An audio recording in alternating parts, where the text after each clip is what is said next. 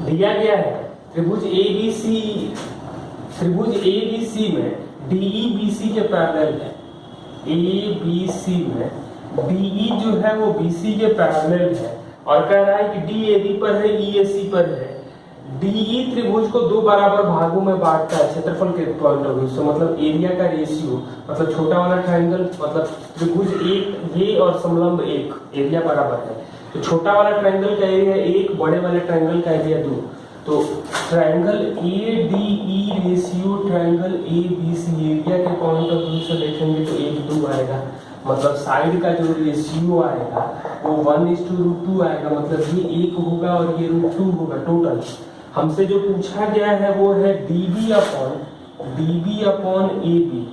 तो dB upon AB का मतलब है कि dB जो आएगा √2 - 1/√2 और ये ऑप्शन दिया गया है। क्वेश्चन नंबर 22, एक समलंब चतुर्भुज में ABCD के समानांतर है और AB जो है वो CD का दुगुना है। ABCD का दुगुना है तो ये 2 है, ये 1 है। कह रहा है कि AOB का क्षेत्रफल 84 है तो AOB का एरिया और COD का एरिया जो आएगा वो 4 1 में आएगा, 4 के लिए 84 दिया गया, मतलब COD का एरिया आ जाएगा 21 सेंटीमीटर स्क्वायर। n संख्याओं का औसत A है, n संख्याओं का औसत A है। पहली में 2 जोड़ रहे हैं, दूसरी में 4 जोड़ रहे हैं, तीसरी में 8 जोड़ रहे हैं, तो नई औसत क्या होगा? और ऑप्शन जो दिया गया है, 4 ऑप्शन हमें दिया गया है, तो कह रहा है पहली में 2 जोड़ रहे हैं, दूसरी में 4, तीसरी में 8।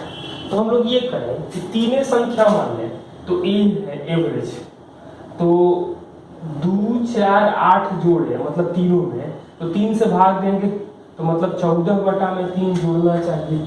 कहाँ हम n का मान 3 रखेंगे? 14/3, ये तो रहेगा ही रहेगा, तो 14/3 n का मान 3 रखेंगे तो यहाँ तो नहीं आएगा, ये भी नहीं आएगा, 7/3 आएगा, ये भी नहीं आएगा, ये आ रहा है आंसर, यही आंसर हो जाएगा। 2467 का पावर 153 153 है इंटू 341 का पावर 72 का इकाई अंक क्या होगा? तो जब भी इकाई अंक निकालने के लिए पूछा जाए तो पावर में 4 से भाग देते हैं, तो यहाँ तो पूरा कट जाएगा, तो शेष 0 न लिख करके 4 मानते हैं। वैसे 1 का पावर कुछ भी रहे 1 ही होता है, तो 7 × 1 7 आ जाएगा। एक व्यक्ति 5 की स्पीड से जाता है तो 7 मिनट पहले ट्रेन छूट जाती है, 6 की स्पीड से जाता है तो 5 मिनट पहले पहुंच जाता है। तो दूरी के लिए फॉर्मूला होता है चालों का गुणनफल 5 × 6, चाल का अंतर, समय का अंतर 12/60, 30 से कटेगा 2 बार में यानी 6 किलोमीटर आ जाएगा। क्वेश्चन नंबर 26, A का 60% B के 30% के बराबर है। A का 60% बराबर B का 30%, तो AB का जो रेशियो आएगा वो 1:2 आएगा। B बराबर C का 40% यानी कि BC का रेशियो जो आएगा वो 2:5 आएगा, मतलब ABC 1:2:5 है, अनुपात हम लोग लिख सकते हैं। तो C जो है वो A का कितना परसेंट है? तो C जो है वो A, तो ये 100 होगा तो ये 500 होगा, तो C जो है वो A का 500% होगा, तो 500 आंसर आता है, x% दिया गया है। क्वेश्चन नंबर 27, A-1/A-3 5 दिया गया है, तो A-3 1/A-3 का मान तो 2 हो जाएगा। हमसे पूछा गया है A-3 का होल क्यूब माइनस 1/A-3 का होल क्यूब, तो इसका तो फॉर्मूला होगा, मतलब x माइनस 1/x 2 है, x³ माइनस 1/x³ होगा, 2 का क्यूब प्लस 3 × 2 यानी कि आ जाएगा 14। और 28, त्रिभुज ABC में O परिकेंद्र है, त्रिभुज ABC में O परिकेंद्र है।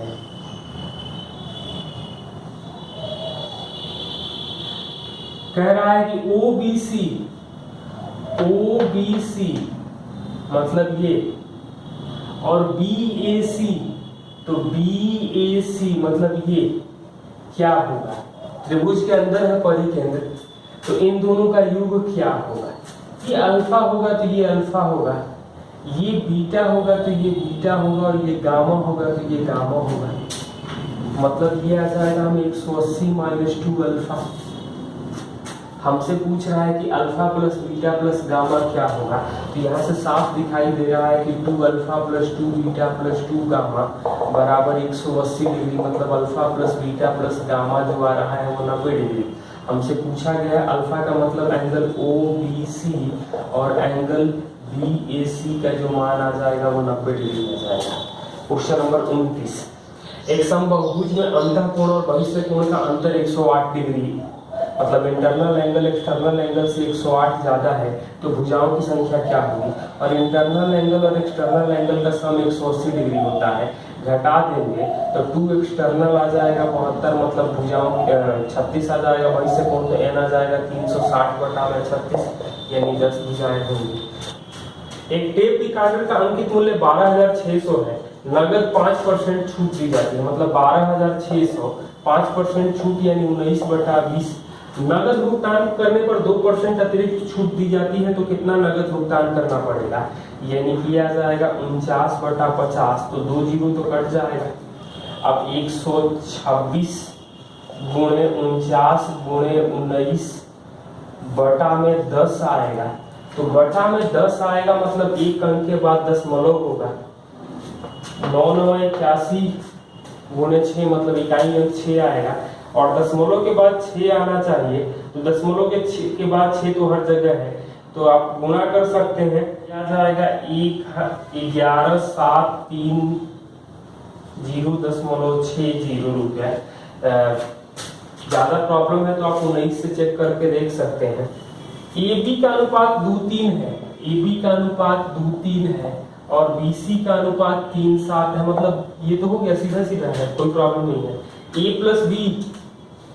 प्लस बी अनुपात बी प्लस सी अनुपात सी प्लस ए का मान क्या होगा, तो जोड़ देंगे तो 5, बी सी आ जाएगा हमें 10 और सी आ जाएगा हमें 9। क्वेश्चन नंबर 32, मान लो x न्यूनतम संख्या है जिसे 5, 6, 7, 8 से भाग देने पर 3 शेष बचता है, परंतु 9 से भाग देने पर कोई शेष नहीं बचता है, तो x के अंकों का योग क्या होगा। तो x के अंकों का योग ऑप्शन दिया गया है 22, 18, 21, 24, तो 9 से कोई भी संख्या कटेगा तो उसके अंकों का योग 9 का मल्टीपल होगा, मतलब 18 होगा। क्वेश्चन नंबर 33, जलकर में वाटर टैक्स 20% वृद्धि होती है तो खपत 20% घट जाती है, तो कितना कमी होगी। तो 20 बढ़ा 20 घटा दे रहे हैं, 20 गुणे -20 बटा में 100, डायरेक्ट भी आप लोग लिख सकते हैं, यह आ जाएगा -4% का मतलब 4% कमी।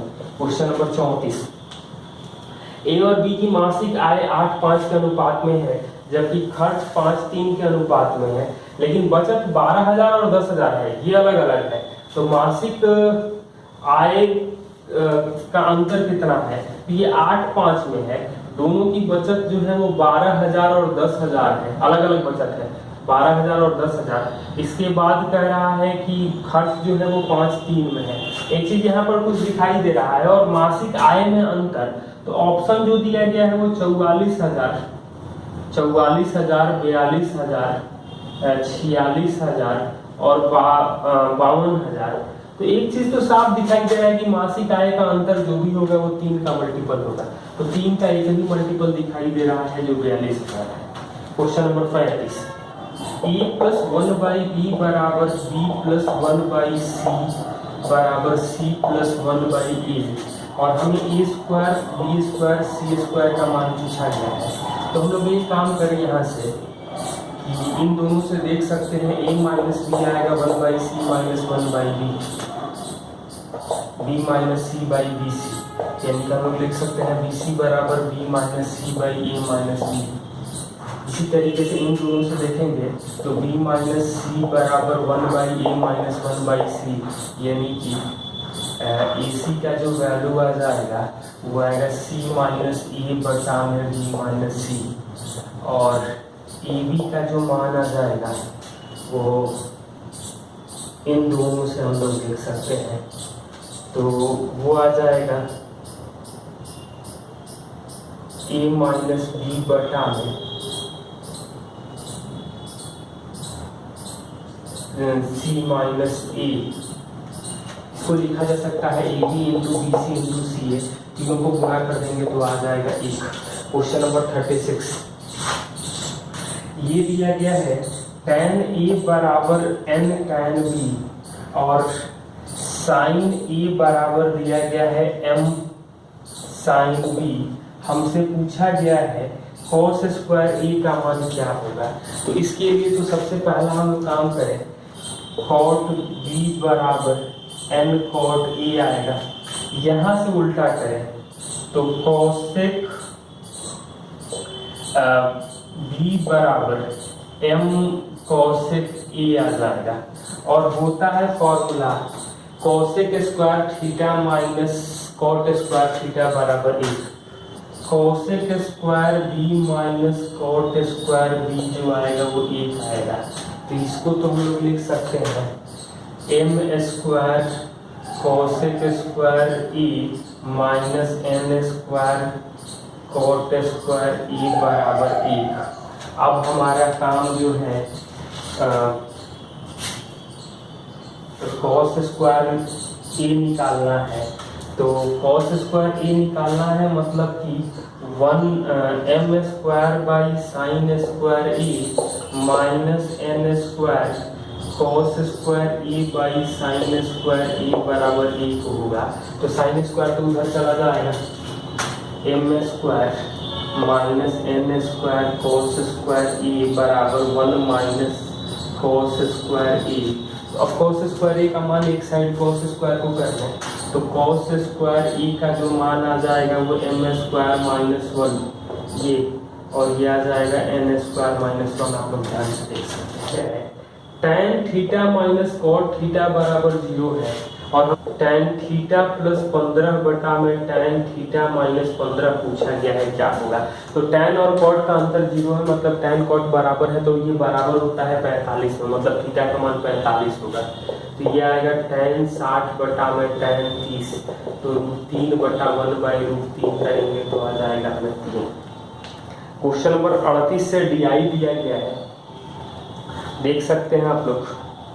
तो 38 में दिया गया है कि 2010 में Q वाहन का उत्पादन 14 में P के उत्पादन का कितना प्रतिशत था। तो 10 में Q जो है 10 में Q दिया गया है 150, 10 में Q दिया गया है 150 और 14 में P दिया गया है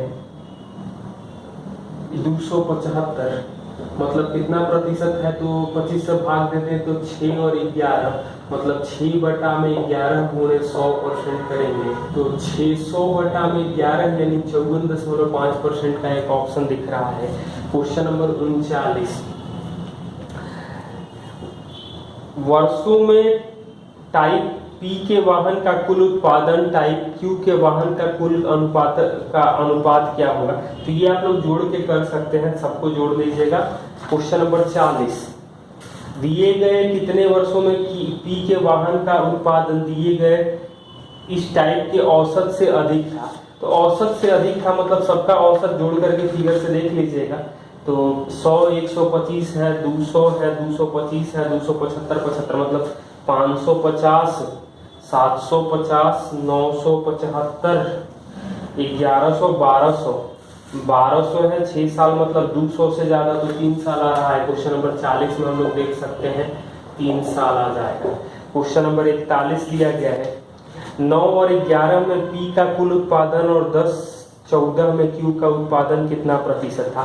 तो 9 11 में P दिया गया है 100 और 200 मतलब 300 हो जाएगा और 10 14 में Q की बात करेंगे तो 150 और 225 मतलब 375 तो 375 गुणे 100% करेंगे तो ये 4 बार में ये 5 बार में यानी कि 80% आ जाएगा। क्वेश्चन नंबर 42 क्या दिया गया है वर्ष 2010 से 11 तक Q के उत्पादन में अनुमानतः कितना प्रतिशत कमी आई। तो 10 से 11 में Q की बात कर रहे हैं तो 150 से 125 हुआ तो 150 से 125 हुआ, मतलब 6 से 5 होगा, तो 1/6 का मतलब होगा 16.6% के लगभग में कमी आ जाएगा।